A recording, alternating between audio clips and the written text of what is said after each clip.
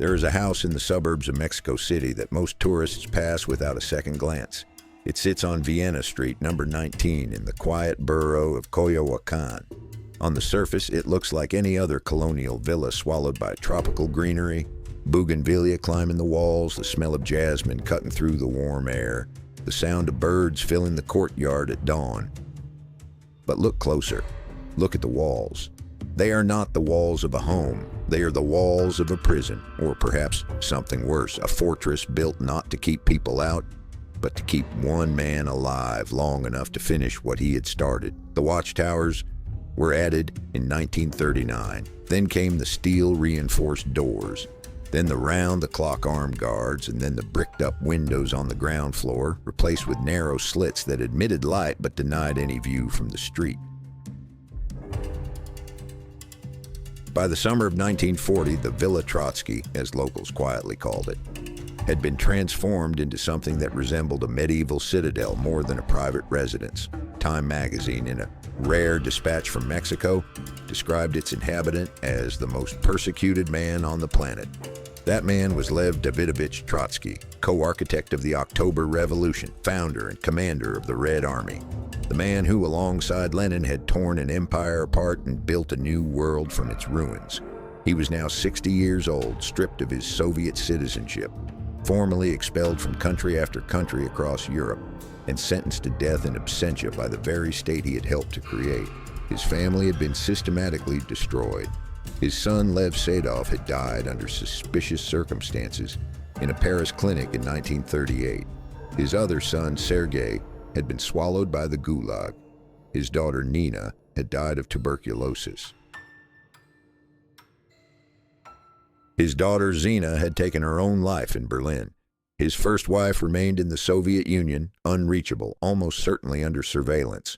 Trotsky had lost everything, and yet he had not stopped working. Every single morning, before the sun had fully risen over the Valley of Mexico, the lights in his second-floor study were already on.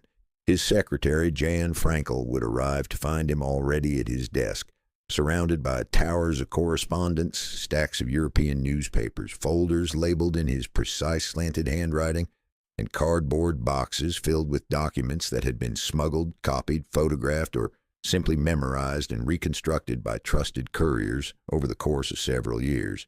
He worked until late at night.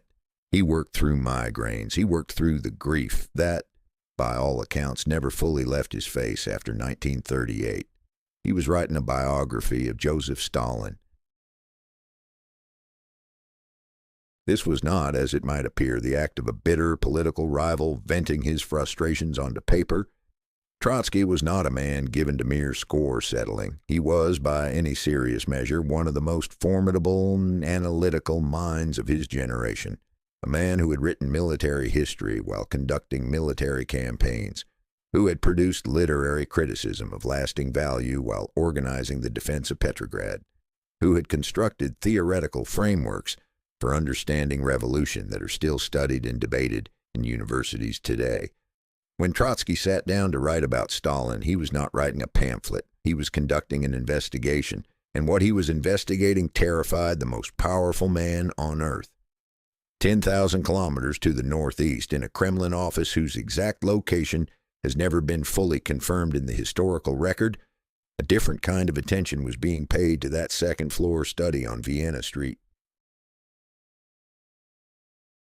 Within the structure of the NKVD, the Soviet secret police, predecessor to the KGB, there existed a unit that appeared in internal documents under the cryptic designation Service 12. Its sole operational purpose was the surveillance and management of Leon Trotsky. It monitored his correspondence. It tracked his visitors. It intercepted, decoded, or simply purchased information about his movements, his health, his finances, and his relationships. It maintained a network of informants within the loose international community of Trotskyists, the followers of his political movement, and it sent encrypted dispatches to Moscow on a schedule that, by late 1938, had shifted from weekly to daily. The nature of those dispatches had changed as well.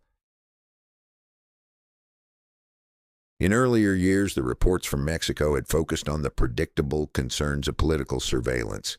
which journalists had visited, what speeches had been given, what international contacts had been established, whether the Fourth International, the rival communist organization Trotsky was attempting to build, posed any meaningful threat to Soviet influence. The answers were consistently reassuring.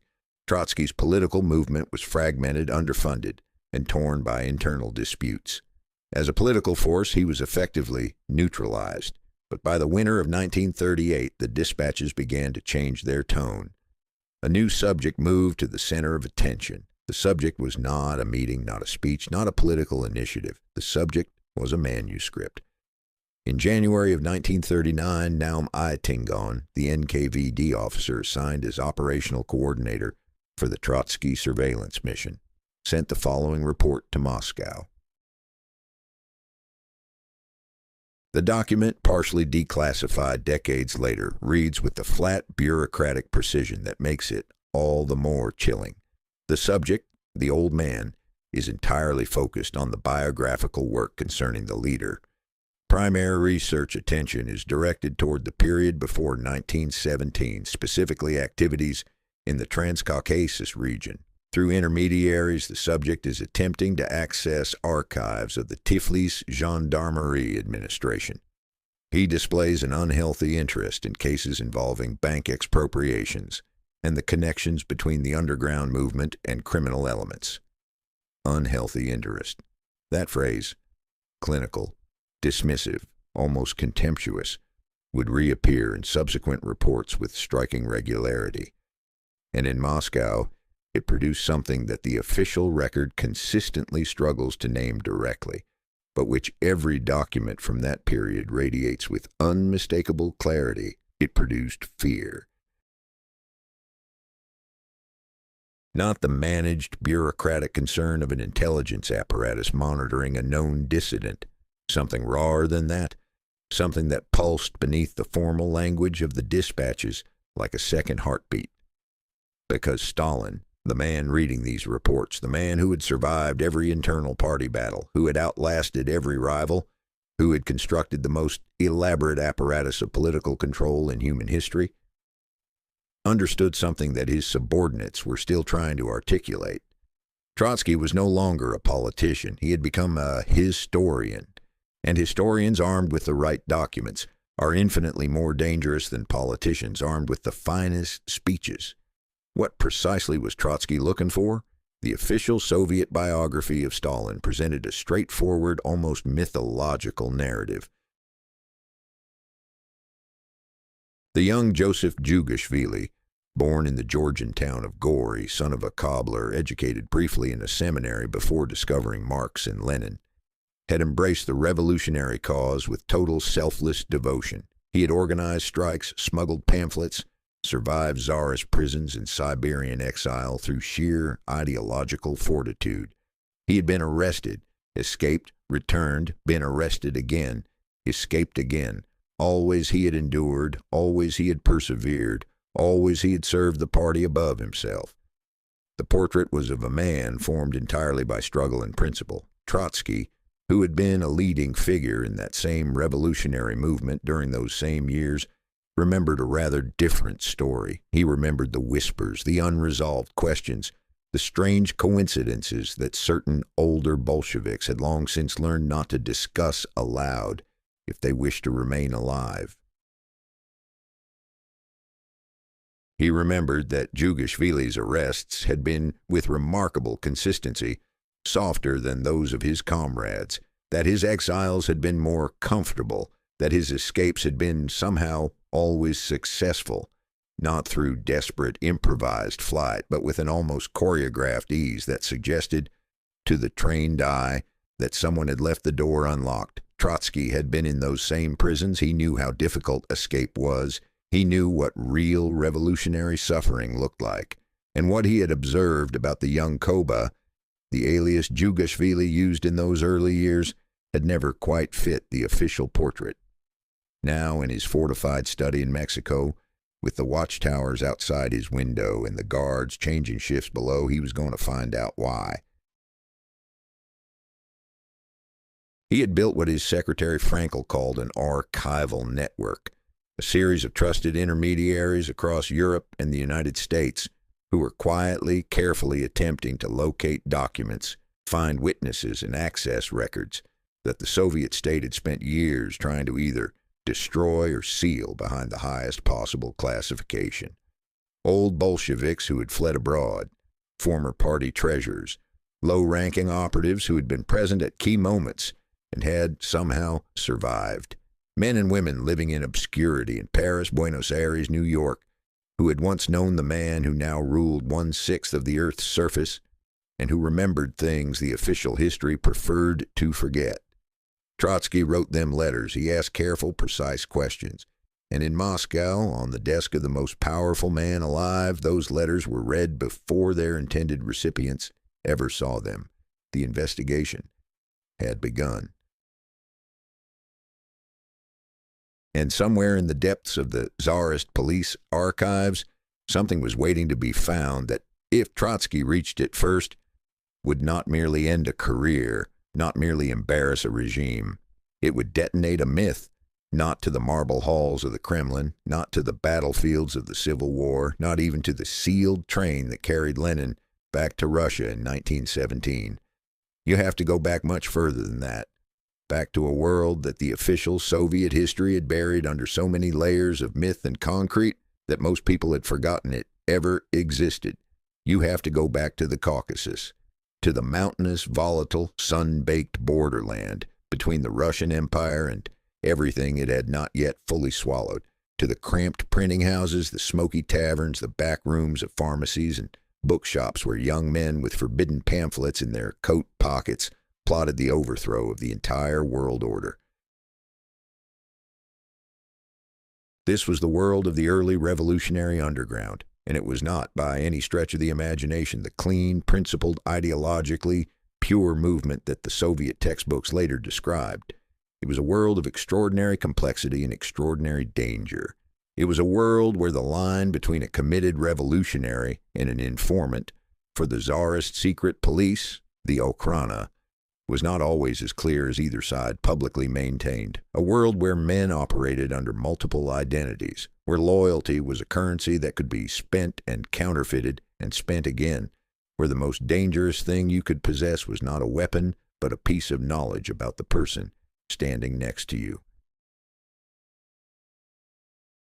The Caucasian underground in the first decade of the 20th century was, in the words that Trotsky himself used in one of his working notes, a greenhouse for the cultivation of a very specific type of human being, one for whom ideology was always secondary to survival, and survival was always secondary to power. Into this world, sometime around 1901, stepped a 22-year-old Georgian seminary dropout named Joseph Jugashvili. He called himself Koba. The name was taken from a character in a Georgian novel, a romantic outlaw, a bandit with a code of honor, a man who operated outside the law but according to his own fierce internal logic. It was a revealing choice of alias. Most young revolutionaries of that era chose names that evoked abstract principles, names that announced their commitment to the cause, their identification with the international proletariat, their rejection of individual ego in favor of collective purpose. Trotsky himself had borrowed his pseudonym from a prison guard almost as a joke. Lenin had chosen a river. These were men who were, at least in their self-presentation, subordinating themselves to something larger than themselves. Koba chose a bandit, and from the very beginning of his underground career, the pattern of his activity was subtly, persistently different from that of his comrades. Trotsky, working in his study in Coyoacan, had spent months constructing what his secretary Frankel described in his private notes as a chronological map, a precise date-by-date reconstruction of Koba's arrests, imprisonments, exiles, and escapes between 1902 and 1913, laid alongside a corresponding timeline of major Okhrana operations against the Caucasian revolutionary movement during the same period. The picture that emerged from this map was, to put it carefully, deeply strange. Between 1902 and 1913, Koba was arrested 7 times. He was sent into Siberian exile on 4 separate occasions. In an era when a single arrest could mean years of hard labor and conditions that broke the physical and psychological health of the strongest men, this record appeared, on the surface, to mark him as one of the most persecuted revolutionaries of his generation. The official biography used it precisely that way, as evidence of his indomitable spirit, his refusal to be crushed by Tsarist repression, his total commitment to the cause regardless of personal cost. But Trotsky, who had himself served time in Tsarist prisons and organized a genuine escape, one that had required weeks of planning, the cooperation of dozens of people, considerable financial resources, and no small amount of luck, read that same record very differently. He noticed the length of the sentences. Compared to other revolutionaries of equivalent rank and activity, Koba's punishments were consistently lighter. Where a comparable figure might receive 5 years at hard labor, Koba received 2 years of exile in relatively mild conditions.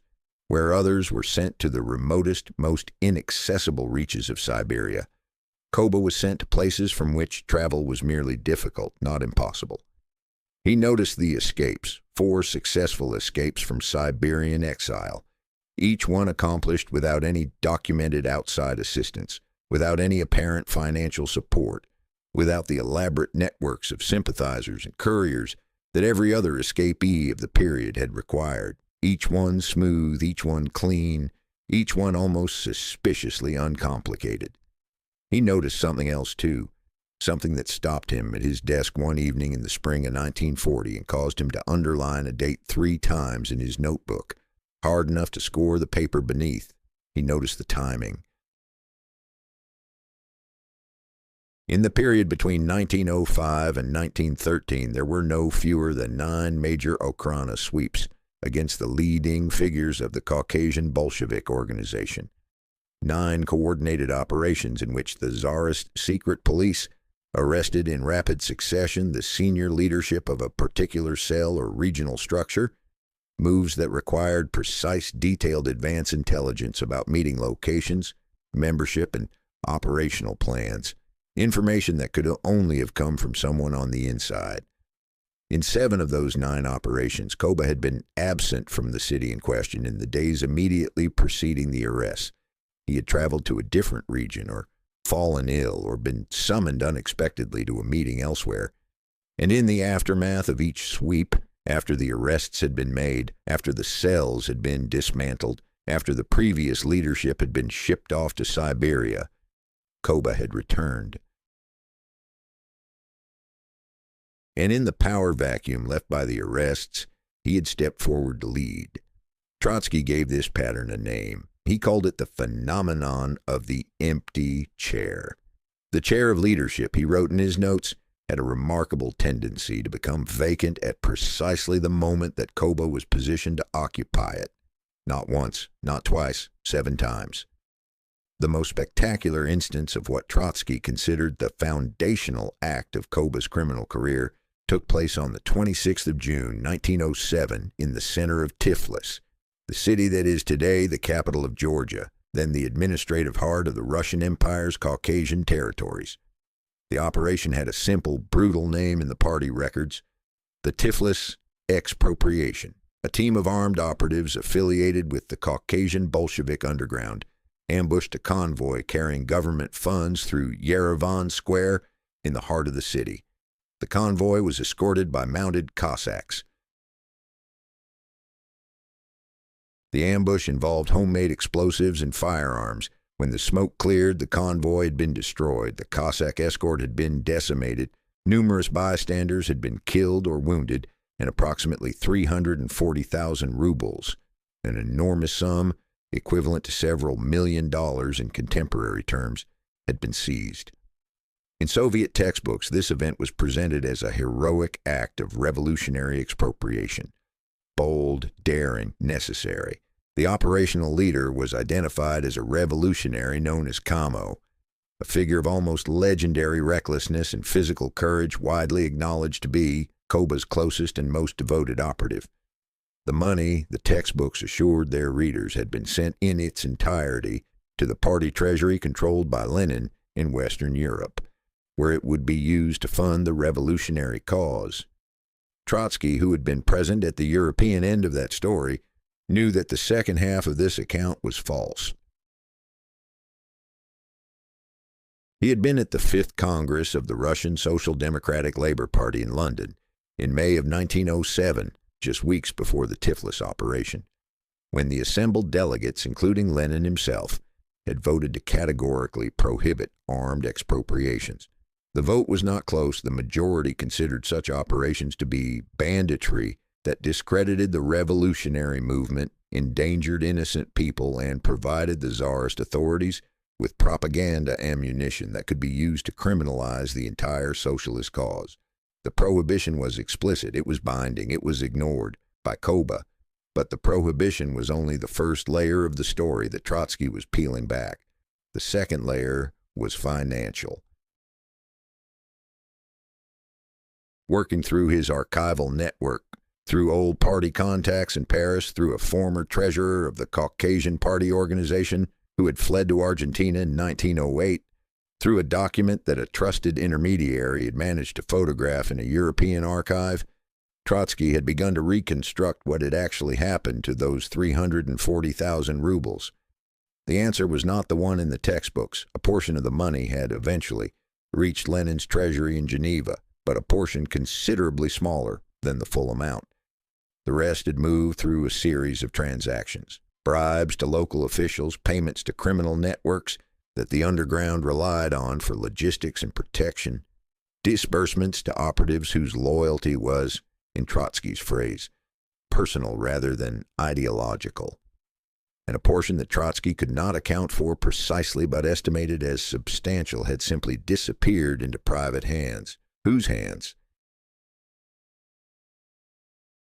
In a working note dated March of 1940, a note that was later found among the surviving fragments of his archive, Trotsky wrote the following. He did not serve the party. He used the party as cover for his own operations. The Tiflis expropriation was not an act of revolution. It was an act of organizational creation, the founding act of a private criminal enterprise that would, over the following 3 decades, gradually absorb the entire apparatus of the Soviet state and rename itself a government. This was not a charge made in anger. It was a conclusion reached through evidence, and it was only the beginning. Because underneath the financial story, underneath the pattern of convenient absences and timely escapes, underneath the phenomenon of the empty chair, there was a deeper question, a question so explosive, so structurally destabilizing that Trotsky himself had initially resisted articulating it, even in his private notes. The question was this: how? How had one man, in the most heavily surveilled revolutionary movement in Europe, managed to escape arrest so consistently while those around him were captured? How had he received sentences so much lighter than his comrades for activities that were, by any measure, equivalent? How had the Okhrana, one of the most sophisticated political police forces in the world, an organization that had successfully penetrated virtually every other underground movement it had targeted, managed to be so consistently, so implausibly, one step behind Koba? Unless, of course, it hadn't been behind him at all, unless it had been walking beside him. Trotsky set down his pen. He looked out through the narrow, barred window of his study at the volcanic mountains on the horizon. He had spent his entire adult life in the revolutionary movement. He understood better than almost anyone alive how the Okhrana operated, how it recruited informants, how it managed its agents within the underground, how it structured the relationship between a handler and a source. He recognized the pattern. In his notebook in the spring of 1940, he wrote a single sentence beneath a date and a list of names. The sentence was not a question. It was a hypothesis stated with the cold precision of a man who has spent months checking and rechecking his evidence and can no longer find a reason to doubt his own conclusion. The simplest explanation is the one that fits every fact. In the margins of the same page, he had written a single word, circled twice: Okhrana. There is a particular kind of silence that settles over a man when he realizes he's no longer writing history. He's making it. Trotsky had reached that silence sometime in the early weeks of 1940. It was not the silence of doubt. He had moved well past doubt by then. It was not the silence of fear, though fear was present too, a constant low hum beneath the surface of every working day, every letter dispatched through the archival network, every coded exchange with trusted intermediaries in Paris and New York and Buenos Aires. It was the silence of a man standing at the edge of something vast, looking down, calculating the distance and understanding with perfect clarity that there is no way back from the step he's about to take. His study had become something between a library and a crime scene. Every surface was covered. The desk itself was barely visible beneath the layered geography of his research. Handwritten chronologies pinned to folders, newspaper clippings from European socialist publications dating back to 1902, transcripts of conversations that trusted couriers had carried across borders in their coat linings, partial copies of documents whose originals were locked in archives that the Soviet state had spent years attempting to make inaccessible. On the wall above the desk, his secretary Frankel had observed a hand-drawn map, not a geographical map, but a relational one, names connected by lines, dates connected by arrows, a web of relationships and events spanning 4 decades and 2 continents, all converging on a single point. That point was a document that, if it existed, was not merely damaging. It was, in Trotsky's own words, written in a letter to the American historian Max Shachtman in February of 1940, the kind of evidence that does not merely alter the historical record, it retroactively changes the meaning of everything that came after it. The document was known in the limited circles where it was discussed at all as the Yeremin Letter. Colonel Alexander Yeremin was not a famous man. He did not appear in the revolutionary memoirs of either side. He had not written a biography or left behind a collection of papers that historians had subsequently fought over. He was a functionary, a capable, conscientious, entirely unremarkable official in the administrative machinery of the Russian Empire, serving as the head of the Tiflis Provincial Gendarmerie Administration in the years immediately preceding the First World War. His importance to this story was entirely accidental. In 1913, Joseph Jugashvili, the man who called himself Koba, and who had by that point accumulated a revolutionary record that made him one of the more significant figures in the Caucasian Bolshevik organization, was arrested for the final time before the revolution. He was sent to exile in the remote Siberian settlement of Kureka, above the Arctic Circle, a posting so isolated and so brutal that it was considered among the most severe punishments short of execution that the Tsarist system could impose, and yet he survived it. He endured 4 years in conditions that destroyed the health of almost every other political prisoner sent there, and emerged in 1917 when the revolution swept away the old order and opened all the prison doors at once, physically intact and politically positioned to assume a role in the new Bolshevik government. The question that interested Trotsky was not how he had survived. The question was what Colonel Yeremin had written about him before he was sent there. According to fragmentary accounts that Trotsky had pieced together through his archival network, accounts from former Okhrana officers who had emigrated after the revolution, from a retired gendarmerie clerk living in Prague who had spoken with an intermediary in 1939, from a partial reference in an internal Tsarist police document that had surfaced in the archive of a Paris émigré organization.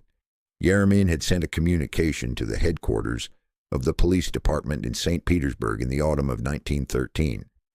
The communication, addressed to the director of the department's special section, had concerned the disposition of a particular prisoner, and it had described that prisoner not as a dangerous revolutionary to be neutralized, but as a productive asset to be handled with care. The communication, if it existed as described, had argued that sending Djugashvili to the most severe conditions in Kureka would be counterproductive. It had suggested that an asset of his quality, with his network of contacts and his demonstrated reliability over multiple years of cooperation, warranted more comfortable treatment, if only to preserve his usefulness for future operations. It had, according to the accounts Trotsky was working from, referred to Djugashvili by a handler designation, not by his revolutionary alias, not by his given name, by a code name assigned to him by the Okhrana, the designation of an agent. Trotsky had written in his notebook in the margin beside his summary of these accounts a single bracketed note: "If authentic, this is not a political weapon. This is a historical fact of the first order." He was right, and he knew he was right.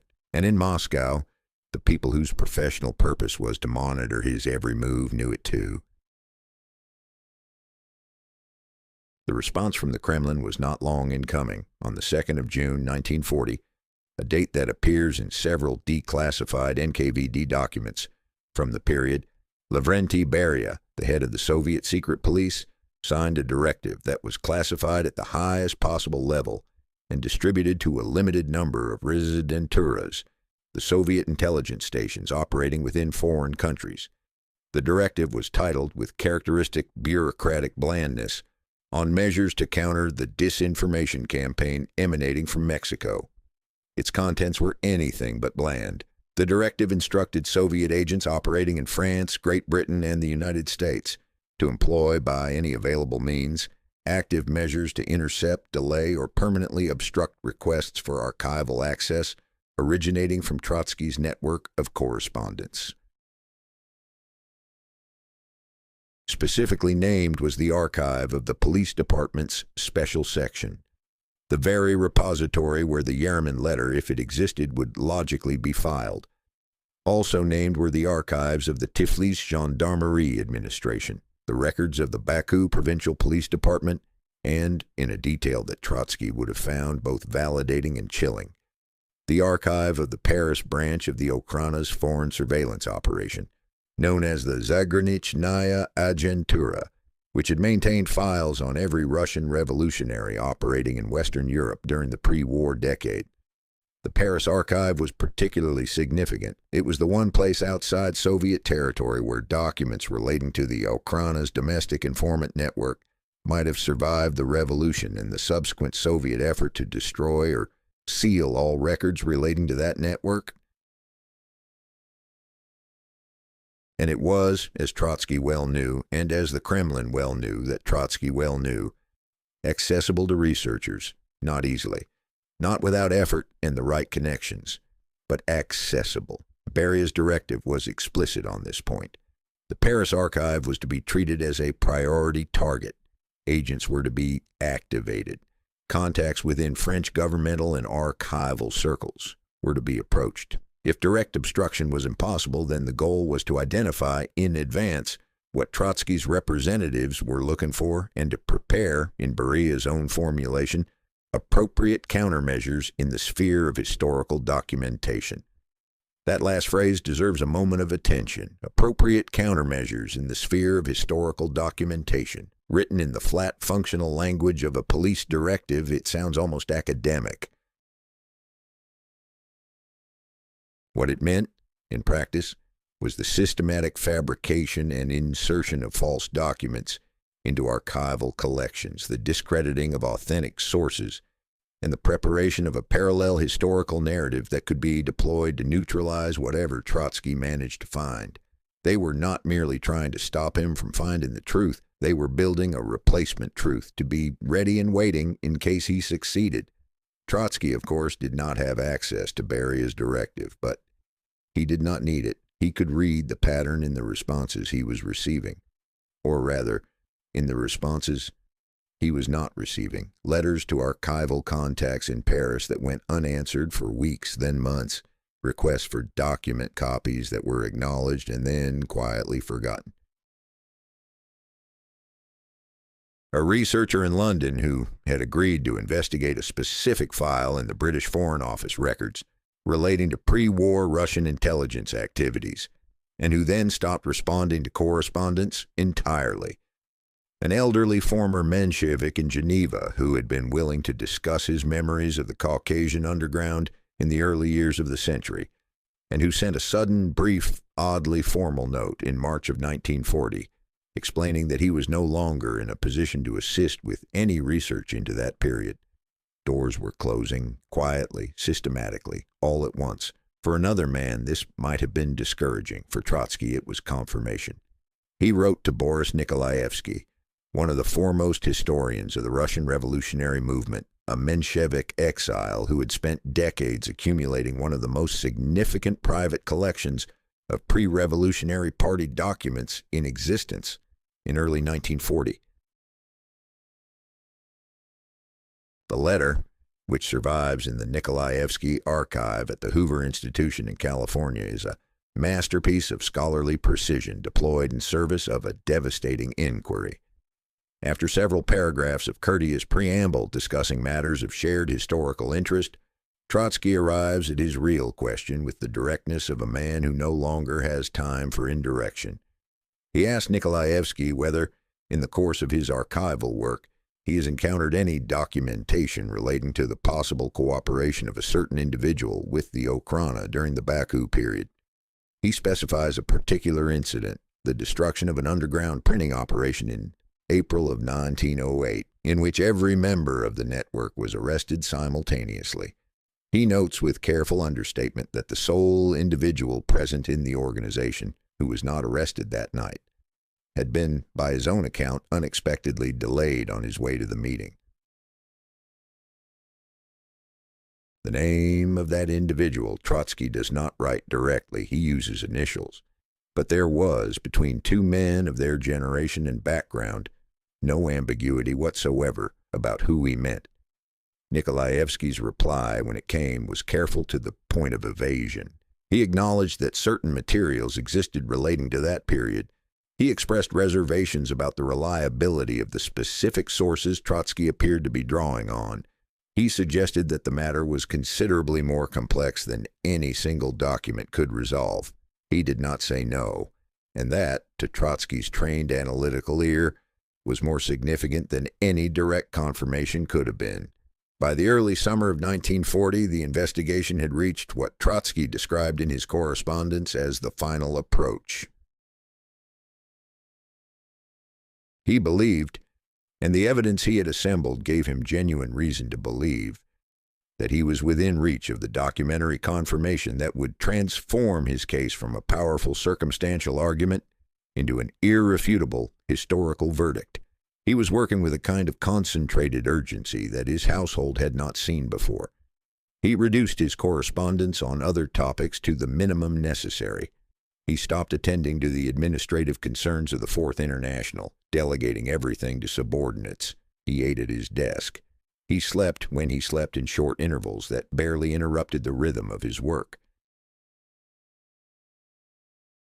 His wife Natalia, who had survived everything alongside him and who possessed her own formidable reserves of composure, told a trusted friend in a letter that summer that she had not seen him like this before, that there was something in his manner that was both exhilarating and frightening, the bearing of a man who has identified his destination and will not be diverted. He was building his case piece by piece, document by document, name by name. The Yeremin Letter, the document at the center of everything, had not yet been physically located, but its existence had been confirmed independently by three separate sources. Its contents had been partially described by two of them. Its precise archival location had been narrowed to one of two possible repositories.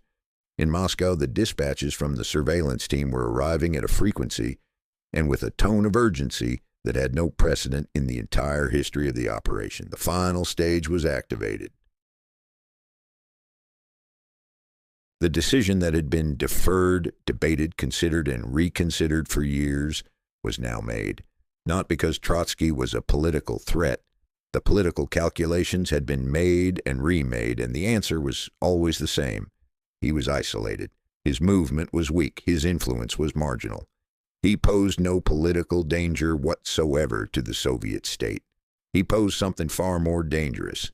He posed the truth, and the truth in the hands of a man who had spent 2 years assembling the evidence to prove it, who possessed the analytical skill to present it in a form that the world would understand, and who had already demonstrated, through his very survival, through his refusal to be broken, that he would not stop until the work was done, was more threatening to Joseph Stalin than any army, any movement, any political force on earth.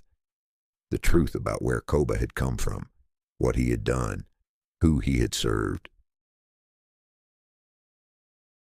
and who had opened the doors.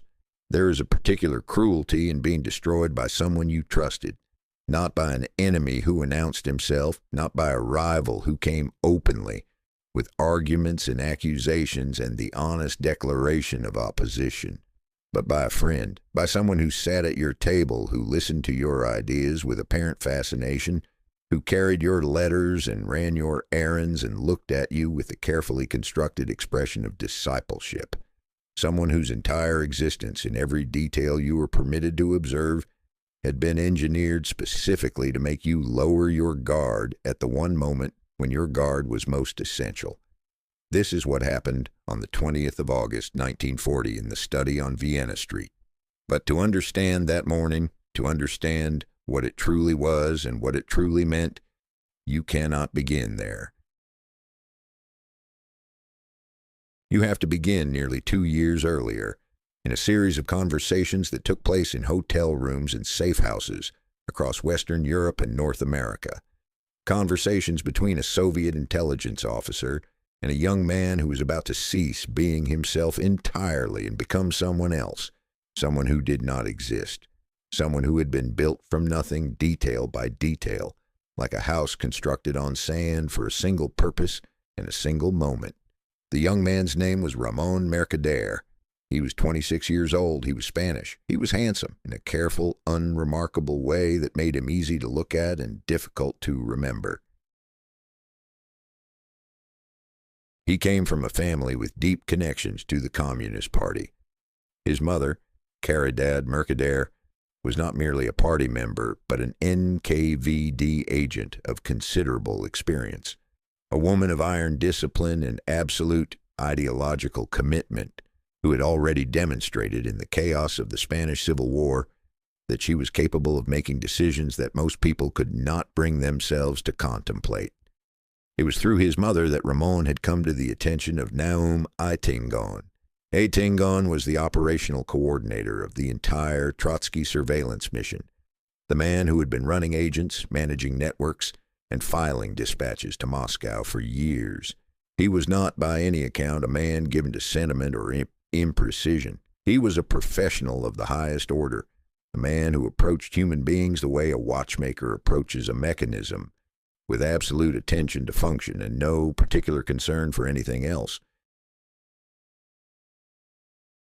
When he looked at Ramón Mercader, he saw not a person but a tool, and he saw, with the experienced eye of a man who had assessed many such tools, that this particular one had the precise qualities required for a job that no other tool in his inventory could perform. He was young enough to be convincing as an idealistic follower. He was intelligent enough to maintain a complex false identity under sustained social pressure. He was disciplined enough to subordinate every natural impulse, every desire for the operation to accelerate, every moment of frustration or impatience, to the long, slow rhythm of the plan. And he possessed, beneath the surface of his careful, pleasant manner, a quality that Eitingon valued above all others in an operative assigned to close proximity work. He did not hesitate.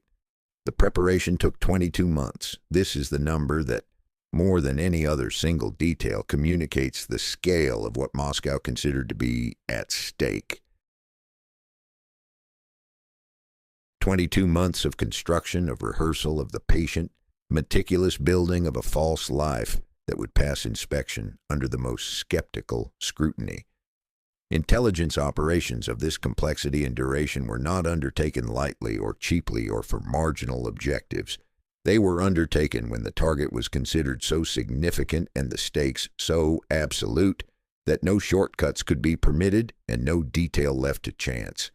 Ramón Mercader was given a new identity. He became Jacques Mornard, the son of a Belgian diplomat, a young man of comfortable bourgeois origins, who had encountered socialist ideas at university and found in them a moral framework that his privileged background had failed to provide.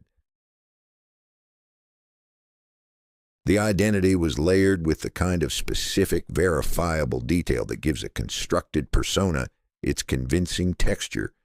Particular schools attended, particular cities lived in, particular political experiences that had shaped his supposed journey from comfortable conformity to revolutionary commitment. He was given a woman. Her name was Sylvia Agaloff. She was an American, a genuine Trotskyist, a member of the intellectual circles that surrounded the Fourth International's operations in New York. She was not a beautiful woman, and she was not a politically significant one. She held no position of authority within the movement, possessed no access to sensitive information, and represented no strategic asset in herself. She was chosen for one reason and one reason only. She had a sister, and that sister had personal connections to the household on Vienna Street. Mercader met Sylvie in Paris in 1938. He cultivated her with patience and apparent warmth, becoming her companion. And eventually, in the careful construction of appearances that governed every aspect of his operational life, something that resembled a devoted partner. He was attentive. He was intellectually engaged. He expressed with convincing graduated progression a deepening commitment to the Trotskyist cause that made him appear to be exactly what the movement most valued, a convert arriving from outside with fresh energy and genuine belief. Through Sylvia, through her sister, through the network of relationships that radiated outward from the New York Trotskyist community into the international movement, Mercader made his way toward Mexico, toward Coyoacán, toward the villa on Vienna Street. He arrived in the autumn of 1939. He began making visits. Small ones at first, brief calls, drop packages, the minor practical services that a willing and energetic young supporter could offer to an overworked household. He carried messages. He helped with translation. He was pleasant, undemanding, intellectually curious without being threatening. He brought money for the Fourth International, modest amounts but regular, which was more valuable than occasional large donations. He became, in the vocabulary of the household, a familiar face. He was patient. He had been trained to be patient. He waited. In Moscow, through the spring and early summer of 1940, the dispatches from Eitingon had taken on the character of a military countdown. The investigation on Vienna Street had reached a stage that the Kremlin found intolerable. Trotsky's archival network had confirmed through independent sources the existence of the Yeremin Letter. The attempts to block his access to European archives had slowed but not stopped his research. His correspondence with Nikolaevsky and other historians of the pre-revolutionary period had continued, and the intelligence summaries reaching Stalin's desk made clear that Trotsky was no longer working with hypothesis and inference. He was working with evidence, incomplete evidence, perhaps. The final documentary confirmation had not yet been physically obtained, but evidence of a quality and volume that, assembled into the book he was writing, would produce an argument that could not be dismissed as the rancor of a defeated political rival. It would be read as history, because it was history. The directive that came down through the chain of command in early August of 1940 was, by the accounts of those who later described its contents, unusually brief for a document of its operational significance. It contained none of the elaborate procedural language that typically characterized NKVD operational orders. It was short. It was direct. And its central instruction was formulated in a way that, decades later, would strike historians as the single most revealing detail in the entire documentary record of the operation. The instruction did not say, liquidate the target. It said, obtain the manuscript. Mercader was to enter the study. He was to use the pretext of requesting Trotsky's review of an article he had written. a political piece that he had been preparing for weeks, carrying drafts of it on his visits as though seeking intellectual guidance, establishing in advance the plausibility of the request. He was to be alone with Trotsky in the study. He was to locate the folder containing the most recent chapters of the biography and secure it by whatever means were available. The elimination of Trotsky himself was described in the directive's language as a secondary objective, desirable certainly, but conditional on the successful completion of the primary task. They wanted the manuscript first. This detail, this extraordinary illuminating detail, tells us everything we need to know about what Stalin truly feared.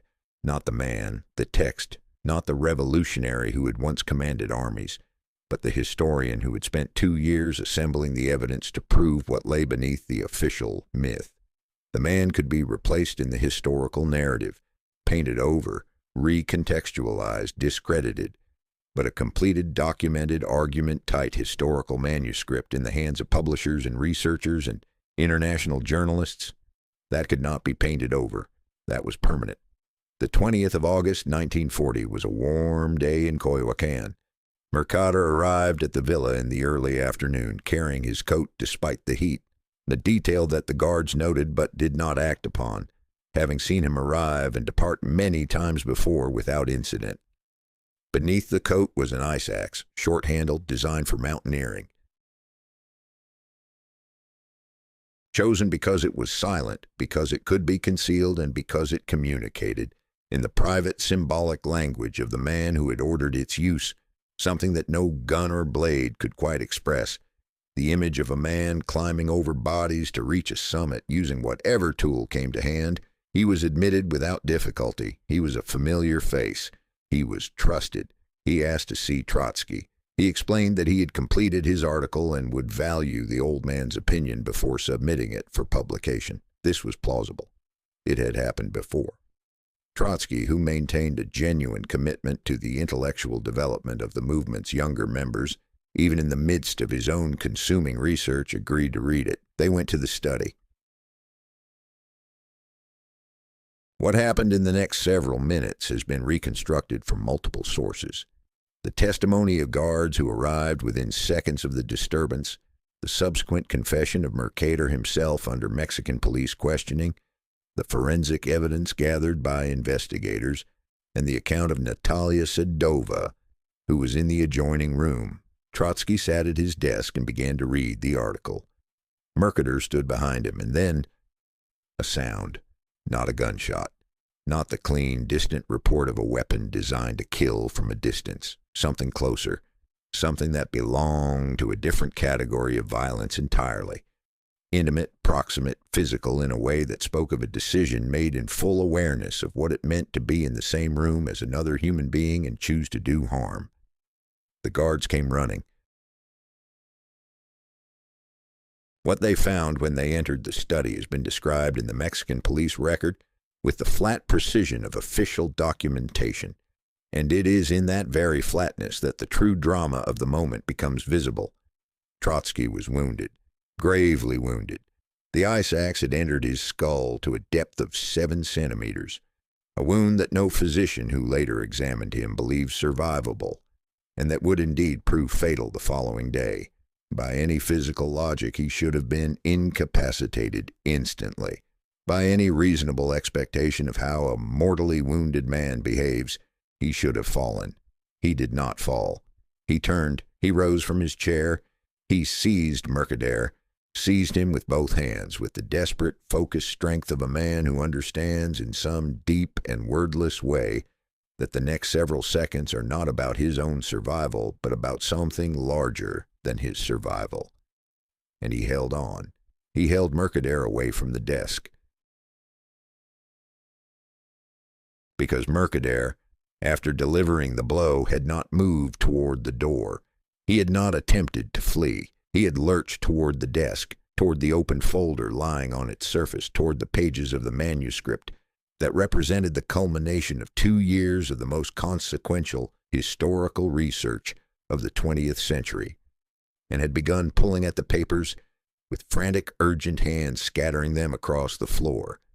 He was looking for the folder, the specific folder, the one that Eitingon's dispatches had described as containing the most recent and most dangerous chapters, the chapters about the Okhrana, about the Yeremin Letter, about the phenomenon of the empty chair, about the pattern that Trotsky had spent 2 years assembling into an irrefutable argument. Trotsky held him back, with a fractured skull, with blood obscuring his vision. With the certain knowledge, for he was too intelligent and too experienced to deceive himself about the nature of his injury, that he was dying. He held on to his assassin, and he kept him away from the desk, and he shouted, loudly enough for the guards to hear, for help that arrived within seconds. When the guards entered the room, they found the two men locked together, Trotsky bleeding and upright and refusing to release his grip, Mercader reaching toward the desk where the manuscript lay open, the last chapter half written, the argument half completed, the truth half told. The guards separated them. The manuscript was intact. Trotsky died the following day, the 21st of August, 1940, in a Mexico City hospital. He was 60 years old. He had spent the last hours of his consciousness, by the account of the medical staff present, in a state of focused, deliberate clarity, asking questions, giving instructions, refusing the sedation that was offered with the same disciplined refusal that had characterized everything he had ever done. His last reported words, spoken to Natalia as she sat beside him, were not political, they were not theoretical, they were not a statement of defiance or a final declaration of principle. He said, "I am close. Tell them I was close." The historians who came after him spent decades debating what precisely he meant. Those who had read his notes knew. The body was barely cold when the second operation began. This is not a metaphor. This is chronology. Within 48 hours of Trotsky's death on the 21st of August, 1940, the NKVD Residentura in Mexico City had already filed its assessment of the new situation and received, by return cipher, its updated operational objectives. The assassination, Operation Duck as it appeared in the official records, had achieved its primary stated goal. The man was gone. The investigation was interrupted. The most dangerous historian of the 20th century would write no more chapters, send no more letters, pull no more threads from the carefully maintained fabric of the official myth. But the papers remained.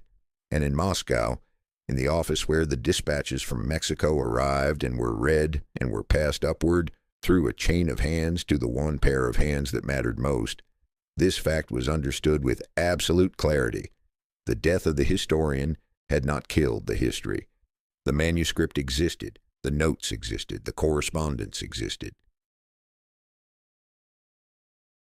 The 2 years of assembled evidence, the chronologies, the witness accounts, the partial document copies, the letters to Nikolaevsky and Shachtman and a dozen other historians who had been drawn, carefully and incrementally, into the orbit of Trotsky's investigation. All of it existed in physical form, in folders and boxes and carefully labeled envelopes, in the study on Vienna Street. The operation had a new name now. In the internal documents of what would later be identified as Service 12, it appeared under the designation archivist. Its objective was stated with the same bureaucratic precision that characterized all such documents, and with the same chilling gap between the flatness of the language and the enormity of what it described. Establish complete control over the archive of the old man. Priority methods, seizure, compromise, destruction. Secondary method, penetration and systematic documentation of contents for purposes of future neutralization. The coordinator was Eitingon. He had managed the assassination. Now he would manage the aftermath. The new target was a 60-year-old widow named Natalia Sedova. Natalia Sedova was not a woman who inspired the word fragile. She had been at Trotsky's side for nearly 4 decades, through the revolution, through the Civil War, through the years of exile that had carried them from Turkey to France to Norway to Mexico, through the systematic destruction of their family, through the loss of children and grandchildren and comrades and everything else that a life in opposition to the most powerful state on earth eventually costs. She had survived things that had broken stronger people. She possessed, by every account of those who knew her, a quality of inner stillness that was not numbness or resignation, but something more like the stillness of deep water, a composure that came not from the absence of feeling, but from the absolute mastery of it. But she was alone now.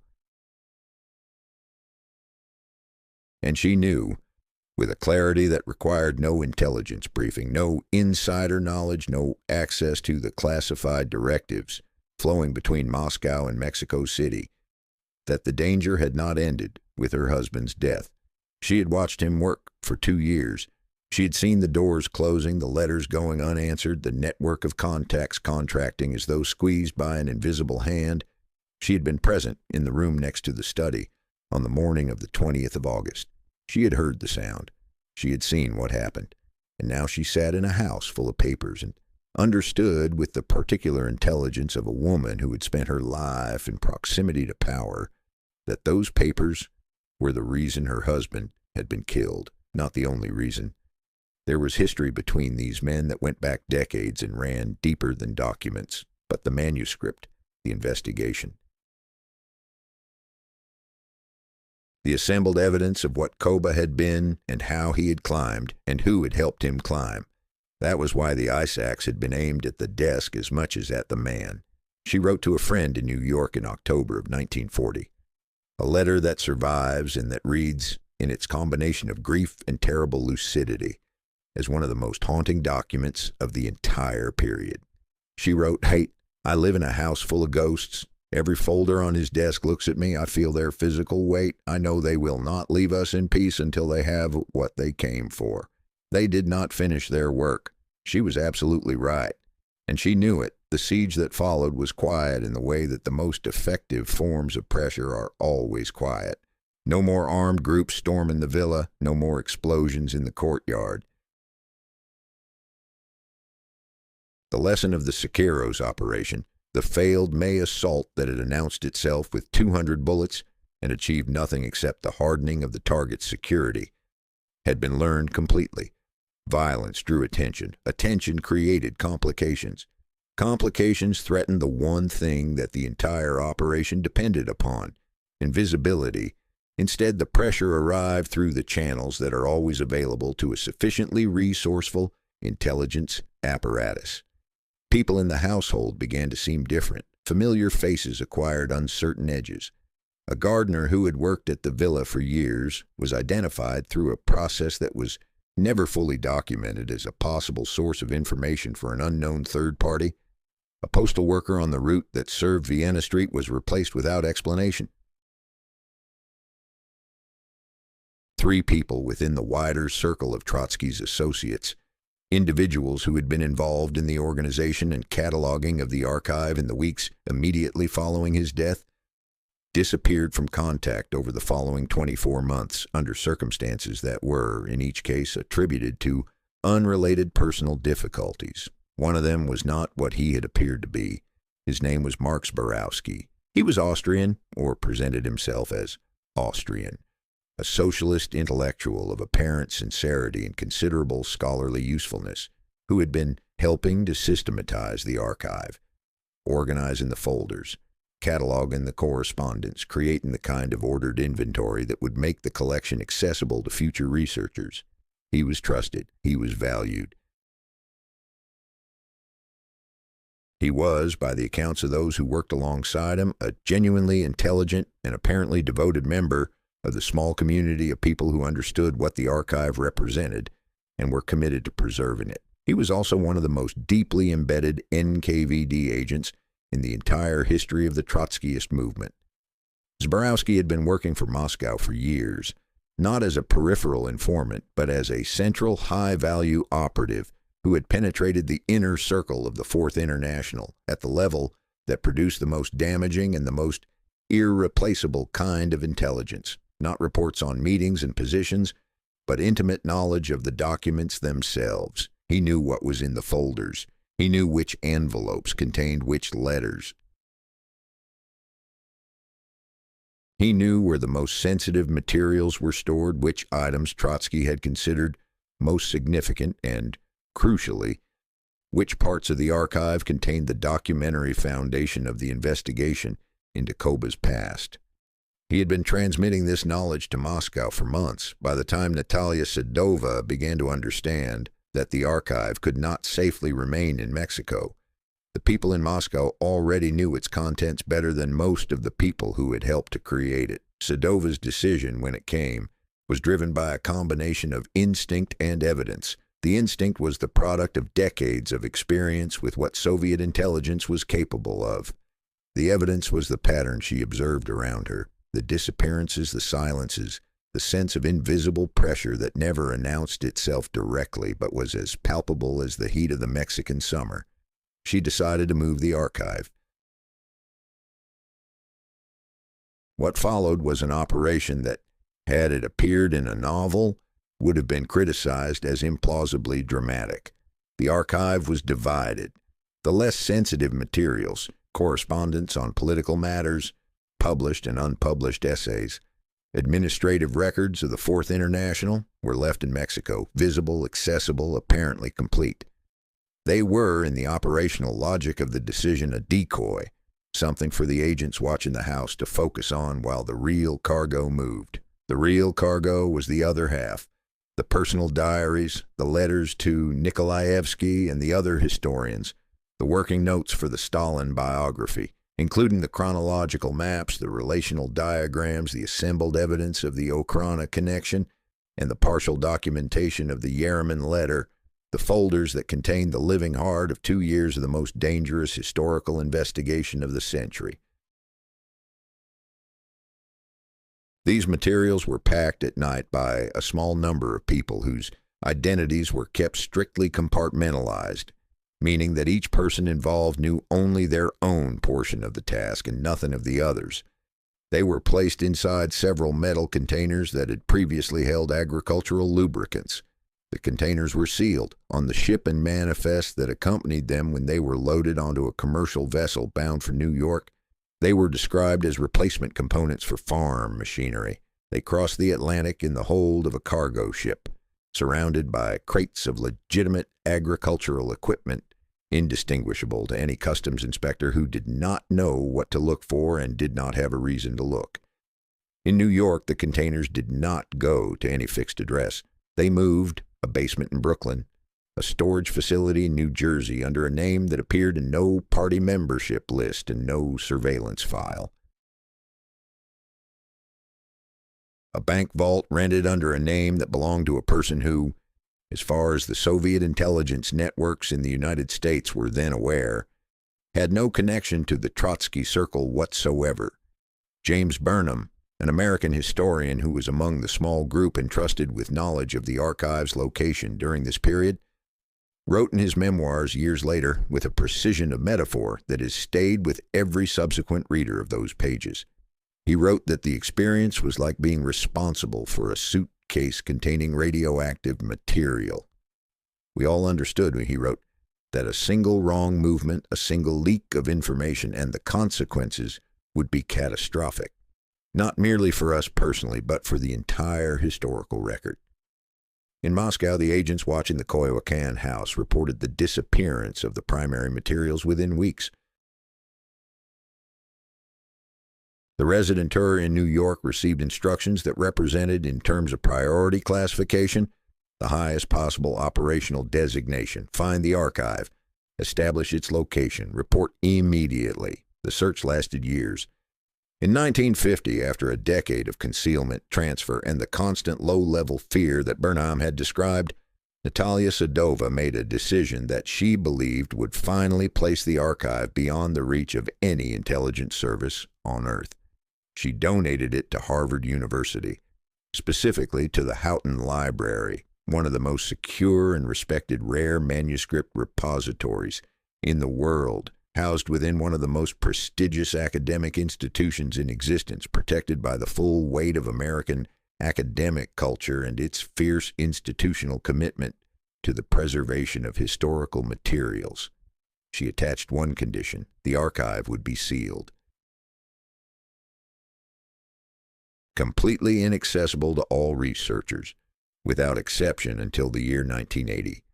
30 years of enforced silence, after which the materials would be open to the scholarly community, and the investigation that Trotsky had begun could finally be completed by whoever possessed the skill and the determination to finish it.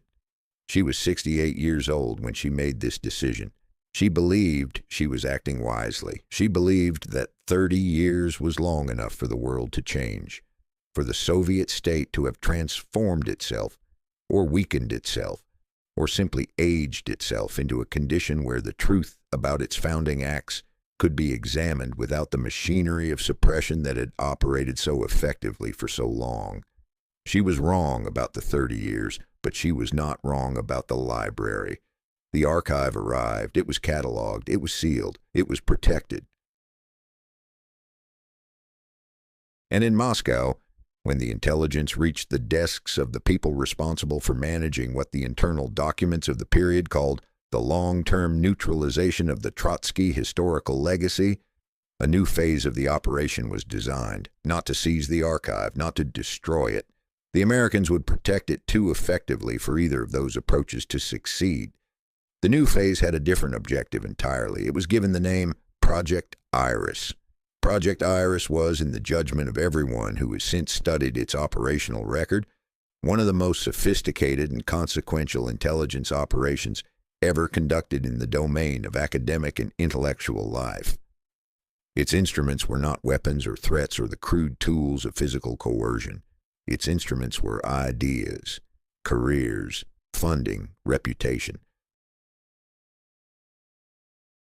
The invisible architecture of influence that determines, in any intellectual community, which arguments are taken seriously and which are quietly marginated into irrelevance. The operation worked through what the intelligence terminology of the period called agents of influence, individuals who were not, in the conventional sense, spies. They did not steal documents or photograph classified materials or transmit coded messages.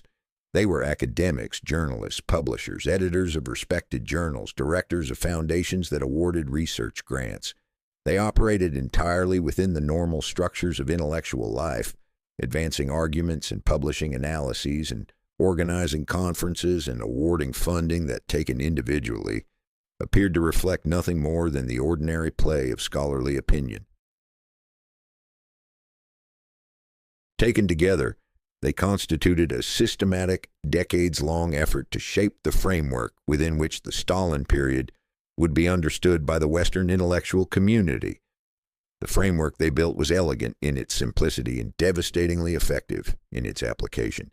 It did not defend Stalin. It did not deny the crimes of the Gulag or the terror of the 1930s or the show trials or the mass deportations. To defend those things would have required arguing against an overwhelming weight of evidence, and the architects of Project Iris were far too intelligent to attempt it. Instead, the framework located all of those crimes within a specific, bounded, and above all, personal explanation. Stalin had been a monster. His cruelty had been pathological. His paranoia had consumed the revolutionary project and twisted it into something unrecognizable. The terror was real. The suffering was real. But it was the product of one man's psychology, a tragic deviation from the genuine ideals of the Leninist project, a corruption that had arrived from outside the system's founding logic rather than being embedded within it from the beginning. This framework accomplished something precise and deadly. It drew a line on one side of the line, the crimes fully acknowledged, historically documented, morally condemned. On the other side of the line, the pre-revolutionary origins, the Caucasian underground, the question of who Koba had truly been and who he had truly served before the revolution gave him the opportunity to serve only himself. That side of the line was where Trotsky's investigation had been operating. And Project Iris ensured through 30 years of patient, resourced, institutionally embedded intellectual work that when the Harvard Archive finally opened in 1980 and scholars gained access to the working notes and correspondence of the investigation, the community receiving that material had already been prepared to receive it in a very specific way, as the work of a brilliant but compromised mind. as the product of personal hatred elevated to the dignity of historical argument, as interesting, as suggestive, as ultimately unproven. The archive opened, the scholars came, the documents were read. And the argument that Trotsky had spent the last 2 years of his life assembling, the argument that had cost him everything, that had caused the most powerful state on earth to send a man with an ice axe into his study, was received with the polite, measured, career-protecting skepticism of an academic community that had been spending 30 years being very carefully taught not to take it seriously. The manuscript had survived. The truth it contained had been buried under something more durable than concrete. It had been buried under doubt. There is a particular kind of victory that contains, buried within its own foundations, the seed of its eventual defeat. Stalin understood this better than almost anyone. He had spent his entire career identifying the hidden vulnerabilities in the positions of his opponents, the internal contradictions, the unacknowledged weaknesses, the places where a structure that appeared solid was actually hollow at its core. He was, by any serious assessment, a genius of destruction, not creation, not governance, not the building of anything that could sustain itself without the continuous application of terror and deception, but destruction, the identification and exploitation of weakness, the patient, methodical dismantling of everything that stood between him and absolute, uncontested control, that he understood at a level that bordered on the instinctive. And yet, in the autumn of his life, with half the world under his political influence and the most sophisticated apparatus of suppression ever constructed operating at full capacity on his behalf, he made a mistake that no amount of subsequent management, no volume of planted disinformation, no decades of Project Iris could fully correct. He sent a man with an ice axe to a desk covered in papers. And in doing so, in making the decision that the manuscript was more dangerous than the man, that the historical argument was more threatening than any political movement, that the truth Trotsky was assembling in that second-floor study was worth more to him dead than the historian who was assembling it was worth to him alive, Stalin committed the single act that made the truth he was trying to kill permanently, structurally, philosophically unkillable.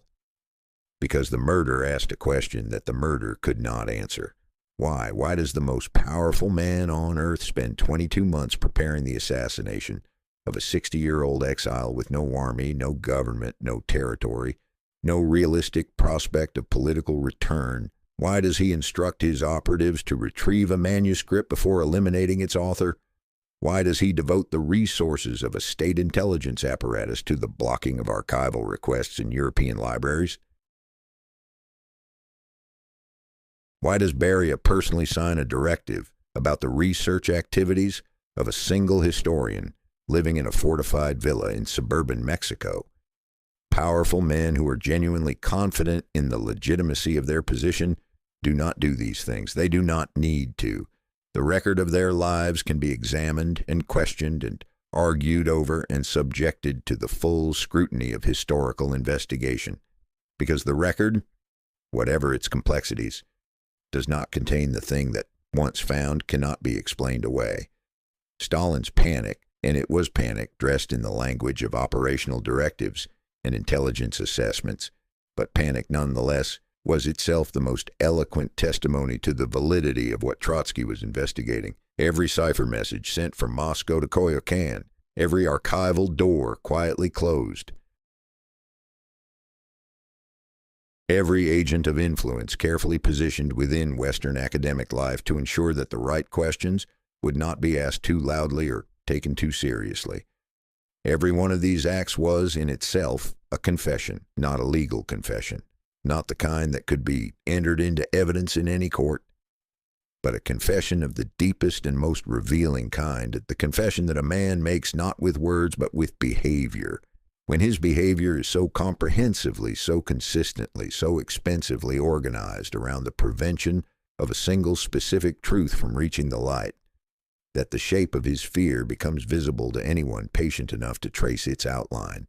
Trotsky had traced that outline, and the ice axe that was supposed to erase the tracing had instead by the sheer, unmistakable extremity of the response it represented, confirmed it permanently. Let us be precise about what the historical record actually establishes and what it does not. The Yeremin Letter, the document at the center of Trotsky's investigation, the alleged communication from the head of the Tiflis Gendarmerie to the police department in St. Petersburg describing Djugashvili as a productive asset deserving of careful handling, has never been definitively authenticated. A version of it surfaced in the 1950s, published in an American journal, and was subsequently subjected to forensic examination by historians who reached contradictory conclusions. Some argued it was genuine. Others identified details that suggested it had been fabricated, possibly by Soviet intelligence as part of Project Iris, a piece of deliberate disinformation designed to be introduced into the scholarly record, examined, found wanting, and used to discredit the entire line of inquiry by association with a forgery. The possibility that the letter was itself a plant, that Moscow had created a false version of the very document Trotsky was seeking, introduced it into circulation through controlled channels, and then arranged for its exposure as a fraud, is one of the more extraordinary recursive ironies in the entire history of the period. If true, it represents an operation of such calculated, multi-layered sophistication that it amounts almost to a form of institutional genius, the creation of a false proof of the truth designed to make the truth itself appear to be the lie. We do not know with certainty whether this is what happened. We do not know with certainty whether Djugashvili was a formal agent of the Okhrana, a registered informant with a handler designation and a payment record and a file in the archive of the special section, the direct, unambiguous, forensically unimpeachable document that would settle the question has not been found. Perhaps it was destroyed in the chaos of the revolution. Perhaps it was destroyed deliberately in the first weeks after the Bolsheviks took power, by the man who had most reason to want it gone. Perhaps it never existed in the form that Trotsky's sources described. Perhaps it exists still in some archive that has not yet been fully opened, in a folder whose contents have not yet been fully read. We do not know. But here's what we do know. We know that a young man named Joseph Djugashvili was arrested 7 times in the period between 1902 and 1913, and that his sentences were, with remarkable and consistent regularity, lighter than those imposed on comrades of equivalent revolutionary activity and equivalent organizational rank. We know that he escaped from Siberian exile on 4 separate occasions with a smoothness that experienced revolutionaries of the period found, at minimum, remarkable. We know that in at least 7 documented instances he was absent from cities in the days immediately preceding major Okhrana sweeps that decimated the local Bolshevik leadership. We know that his name appears in the surviving Okhrana records, not merely as a surveillance target, but in contexts that several serious historians have described as anomalous, contexts that suggest a relationship with the police apparatus that was more complex than the simple adversarial relationship of hunter and hunted. We know that Trotsky identified all of these patterns. We know that he assembled them into a coherent argument. We know that he believed by the summer of 1940 that he was close to the documentary confirmation that would make the argument irrefutable. We know that Moscow believed this too, because Moscow's response to his investigation was not the response of a state managing a minor irritant. It was the response of a system confronting an existential threat. And we know that he was killed before he could finish. The incompleteness is not accidental. It is the point. But let us go one layer deeper, because Trotsky, the historian, the analyst, the man who spent the last 2 years of his life excavating the buried origins of the system that had destroyed everything he loved, was, in his most lucid and most honest moments, working towards something larger than the exposure of a single act of collaboration. In his notes, in the letters that survive, in the fragments of the manuscript that were not destroyed and that researchers eventually assembled into the published but permanently incomplete biography, there are passages that reach beyond the specific question of the Okhrana toward a more fundamental and more disturbing argument. An argument not about what Djugashvili had done in 1908, but about what kind of mind he possessed, what kind of world he perceived. What kind of logic governed every decision he made from the first years of the Caucasian Underground to the last years of the Great Terror. Trotsky wrote in a fragment dated sometime in June of 1940, "The question is not whether he was formally registered as an agent. The question is whether he thought like one, whether for him the world was permanently divided not into comrades and enemies, but into sources and targets, whether every human relationship was at its root an operational relationship, a channel to be used, a vulnerability to be cataloged, a loyalty to be tested, and when found genuine, exploited." This is the argument that Project Iris worked hardest to suppress, not the specific allegation of Okhrana collaboration that could be managed through the introduction of doubt, through the authentication problems of the Yeremin Letter, through the reasonable academic observation that the circumstantial evidence, however suggestive, fell short of legal proof. The specific allegation could be quarantined, labeled unproven, filed under the category of interesting but inconclusive, and left there to gather dust. But the larger argument, the argument about the genetic code of a certain kind of power, the argument that the terror of the 1930s was not an aberration or a deviation or the tragic consequence of one man's psychological deterioration, but the logical and inevitable expression of a founding logic that had been present from the very beginning in the back rooms of Tiflis and the printing houses of Baku, and the convenient absences that preceded every devastating Okhrana sweep. That argument was not so easily contained, because that argument was not really about Stalin. It was about the nature of power organized around permanent deception.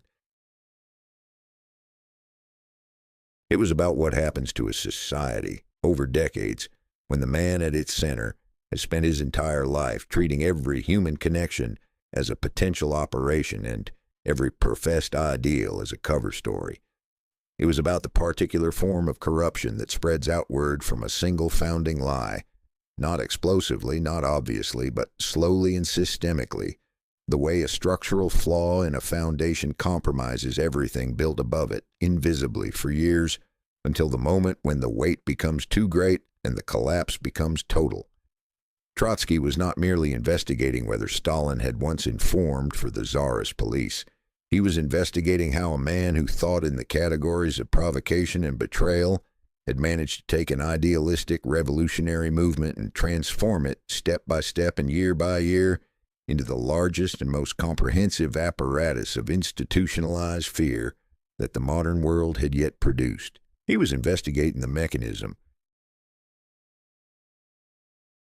the transmission, the precise pathway by which a young man's private moral bankruptcy, a bankruptcy that was, in its origins, perhaps not even ideological, but simply pragmatic, simply the expedient choice of someone who had decided that survival and advancement mattered more than loyalty, had scaled upward through the acquisition of power into a system that reproduced that same moral structure at every level, in every institution, in every human relationship within its reach. He was, in other words, not writing a biography. He was performing an autopsy on a civilization, and the civilization he was autopsying was still alive. Now consider the ice axe one final time, not as a weapon, not as the instrument of a murder, or even as the symbol of the particular kind of climbing over bodies ambition that Trotsky himself identified in its choice. Consider it as a philosophical object, as the answer that a system built on the permanent suppression of truth gives to the most dangerous question that truth can ask. Ramón Mercader walked into that study on Vienna Street carrying, beneath his coat, the logical conclusion of everything that the system he served had always been, a blunt instrument, a tool designed not for precision but for impact, not for argument but for the ending of argument, not for the construction of anything but for the destruction of a specific, targeted, irreplaceable thing, the mind that was close to the truth and the mind mortally wounded, bleeding by any physical calculation already finished, reached out and held on to the man, held the man back from the desk, held the manuscript in the room, on the table, intact, unburned, unread by the hands that had come for it, for the seconds that were needed for the guards to arrive and the opportunity to be lost in the papers to survive. This is the image that endures, not the wound, not the death, not the long-managed, decades-long operation that followed. The archive hidden in oil drums, the agents in university libraries, the careful intellectual architecture of Project Iris. All of that endures too, as history, as evidence, as the record of what a system will do to protect itself from the light. But the image that endures is something more than history, as something that approaches the condition of meaning. Is that final, wordless, physical act of a dying man choosing in the last seconds of his effectiveness to protect not himself but the argument. He knew he was not going to survive. He had the analytical clarity to understand his own injury. He chose anyway to use what remained of his strength not to call for help for himself but to prevent the completion of the task that had brought the ice axe into his study. He chose the manuscript over his life. Because he understood, and this is the understanding, that the entire operation in all its years and all its resources and all its sophisticated machinery had been designed to prevent from reaching the world, that the manuscript was not his. It did not belong to him any more than the truth belongs to the person who discovers it. It belonged to the question it was asking, and the question it was asking was not going to go away simply because the person who had most nearly answered it was no longer alive to give the answer. The question was already in the world. It had been put into the world by the pattern of absences and lucky escapes and convenient arrests and the particular smoothness of 4 Siberian escapes and the phenomenon of the empty chair. It had been put there not by Trotsky but by the events themselves, by the historical record, by the accumulation of facts that did not fit the official story and had never fit it, and would never fit it regardless of how many agents of influence were deployed and how many university libraries to explain why the fit didn't matter. Trotsky had seen the question. He had named it. He had followed it as far as a single human being, working against the opposition of the most powerful state on earth with the clock running out, could follow it. And then he had held the door open with the last of his strength for whoever came after. Whoever came after is us. The archive opened in 1980. Historians read the notes, the letters, the working drafts. They found a mind in the final stages of a great investigation, organized, rigorous, close to something, aware of its own proximity to the thing it was reaching for. They found the chronological maps. They found the correspondence with Nikolaevsky. They found the references to the Yeremin Letter and the Baku printing house and the phenomenon of the empty chair. They found an argument that was, as Trotsky had constructed it, not quite complete. The final link in the chain, the documentary proof that would have converted the circumstantial into the irrefutable, was not there. It had not been found in time, or had been found and was still somewhere in an archive that had not yet been fully opened or had been destroyed before it could be reached. The incompleteness remained, but the question remained too, and the question, as the ice axe had ensured by making it permanent rather than answerable, will not go away. It lives in the archives that are still being opened, in the documents that are still being translated, in the work of historians who have spent their careers following the thread that Trotsky identified and that the entire apparatus of a superpower spent decades trying to cut. It lives in the fundamental paradox that this story leaves us with, the paradox that Stalin himself created with his own fear. In the very act of trying to resolve it, he killed the historian to protect the secret, but the killing proved the secret, not legally. Not with the finality that a signed document in a clear archival file would have provided, but in the deeper, more durable way that behavior always proves what words are designed to conceal. A man who has nothing to hide does not send an operative with a concealed ice axe into the study of a dying exile to retrieve a manuscript. A system with nothing to fear does not spend 30 years and the resources of a state intelligence apparatus ensuring that a specific line of historical inquiry is received with academic skepticism by Western scholars. The scale of the response was the confession, and that confession, unlike the Yeremin Letter, is not subject to authentication disputes. It is not vulnerable to the introduction of doubt by agents of influence. It cannot be labeled a forgery or a product of personal hatred or an interesting but ultimately unproven hypothesis. It is simply there, in the record, in the documents, in the chronology of decisions made and resources deployed, and operations conducted over the course of 2 decades by the most powerful single human being who has ever lived, terrified of one man with a pen and an archive, terrified enough to kill him, terrified enough, even after killing him, to keep fighting. The manuscript that Trotsky was writing was never completed. The published version of his biography of Stalin, which appeared in English in 1946, was assembled by editors from the surviving drafts and notes, a necessary act of scholarly reconstruction that produced a valuable and important book, but not the book that Trotsky had been writing. The most dangerous chapters, the ones that had been growing in the folders on his desk through the spring and summer of 1940, exist only in fragments. The argument that he was building toward its final, documented, irrefutable form exists only in outline. This is the permanent wound that the ice axe inflicted, not on one man, on the historical record, on our ability to know, with the certainty that Trotsky believed was within reach, the precise nature of the founding act of the system that defined the 20th century. We are left with the outline of an argument, with the shape of a truth that was almost told, with the negative space of a completed thought visible in the contours of the incompleteness that surrounds it.